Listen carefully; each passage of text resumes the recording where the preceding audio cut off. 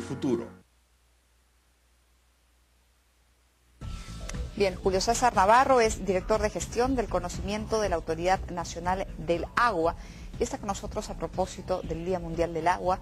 Vamos a hablar sobre los usos y disponibilidad del agua. Vamos a tratar, como les dije al inicio del programa, de aterrizar en algunos temas concretos que tienen que ver con el día a día, con el uso que nosotros le damos al agua, para poder un poco estar conscientes de cómo utilizamos un recurso que es tan escaso y un recurso además que, desde mi punto de vista, creo el precio que se cobra por ese recurso escaso no refleja la escasez del mismo y por lo tanto no motiva el cuidado de las personas del agua en este caso. Todo el mundo cuida la luz, todo el mundo cuida el teléfono, no llames a celular para que no venga cara a la cuenta, apaga la luz. ¿Y quién cuida el agua? Cuando el caño está abierto o cuando uno se lava los dientes y deja el caño abierto, cuando uno se jabona y deja la ducha correr, etcétera, etcétera, etcétera, ¿quién cuida el agua? Generalmente pocos, porque el agua es relativamente barata en relación a otros servicios. Gracias por estar con nosotros, Julio César. Buenas noches. Gracias a ti, Jimena, por la invitación. Bueno, a propósito del Día Mundial del Agua, empecemos con algunas cifras que creo que siempre nos ayudan a generar conciencia y a darnos cuenta de cómo estamos en relación al uso y disponibilidad del recurso, o disponibilidad y uso del recurso. Ok, ¿quieres algunas cifras? En función a lo que has estado comentando, ¿cuánto realmente usamos o gastamos de agua y cuánto lo desperdiciamos? De la disponibilidad hídrica que tiene el Perú, el 7% está destinado al uso poblacional. De este 7% de uso poblacional, nosotros en casa utilizamos realmente la mitad de lo que pagamos en nuestro recibo de agua. La otra mitad discurre por las tuberías, lo perdemos. ¿La perdemos nosotros o la pierde quien administra, quien opera el servicio? La perdemos nosotros porque tenemos el caño abierto, porque no la estamos usando adecuadamente. Claro. Y antes se pierde también un 50% más, antes de que llegue a nuestras casas, por cañerías, mantenimiento, etcétera. Existen una serie de razones por las cuales o sea, se pierde la mitad antes de que llegue a la casa y nosotros desperdiciamos la mitad de lo que llega. Sí, el nivel de eficiencia de uso del agua en los hogares es del 50%. Pero más preocupante es en la agricultura. En la agricultura sucede que la eficiencia está alrededor del 34 al 35%. Es decir, el 65% del agua no lo estamos aprovechando. Yo tengo eficiencia de uso de agua en agricultura 30,35%. Del 30 al 35% es más o menos el indicador. Sí, no hay coma. Tiene usted razón, del 30 al 35%. Sí, es preocupante. ¿Qué tenemos que hacer? Bueno, tenemos que mejorar, tenemos que ser más eficientes en el uso de la tecnología de riego, pero cuando por ejemplo. no cuesta, ¿no es cierto? Cuando el recurso, ese recurso escaso que es el agua, no cuesta, cuando el bolsillo no duele, muy pocas veces se tiene conciencia. O sea, la gente no piensa en el mundo, ni en la sostenibilidad del recurso, ni en cómo nos vamos a alimentar en un futuro si no hay agua con que regarlo. No, porque como el problema no es hoy, como el problema es a futuro, es algo que pocos ven venir y por lo tanto a pocos les llega, les toca. Entonces, si además de eso no cuesta o cuesta poco, mejor dicho, porque a quienes sí les cuesta es a quienes no tienen el recurso, quienes están en la punta del cerro y quienes tienen que esperar al camión cisterna a que llegue. A ellos sí les cuesta, y les cuesta bastante. Por encima del promedio. Ellos sí cuidan el agua y la cuidan mucho. Sí, claro. Pero nosotros no. Las cifras no reflejan la escasez del recurso. Lo que pasa es que todavía nos falta desarrollar una metodología que nos ayude a determinar el valor real del agua. ¿Cuánto es lo que realmente uno tiene que pagar por el agua? O sea, esa metodología tiene que desarrollarse. Tiene que validarse todavía en el Perú. Al menos en la Autoridad Nacional del Agua, que somos el ente rector y tenemos cierta responsabilidad en ello, ya hemos implementado una oficina de valor económico del agua. Ya se están haciendo los estudios y se está tratando de diseñar una metodología que le permita a los operadores determinar realmente cuál es el valor real del agua que ellos van a gestionar o van a distribuir, ¿no? ¿Hoy se cobra por debajo de ese valor real, cree usted? En algunos casos, sí. ¿Sí? Claro, por ejemplo, ¿cuáles? En el mismo uso agrario, ¿no?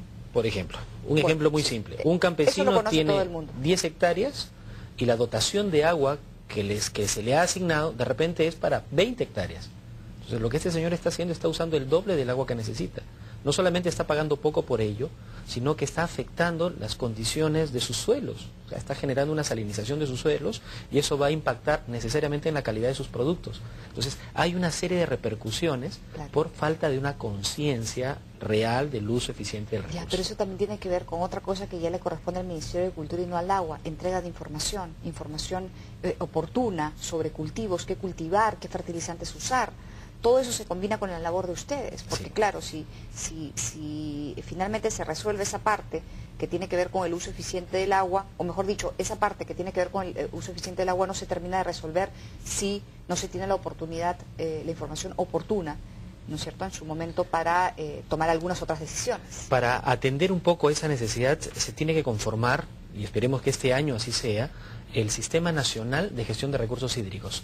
¿Cuál es la ventaja de esto? Que va a permitir ver la gestión del agua, de los recursos hídricos, de manera multisectorial.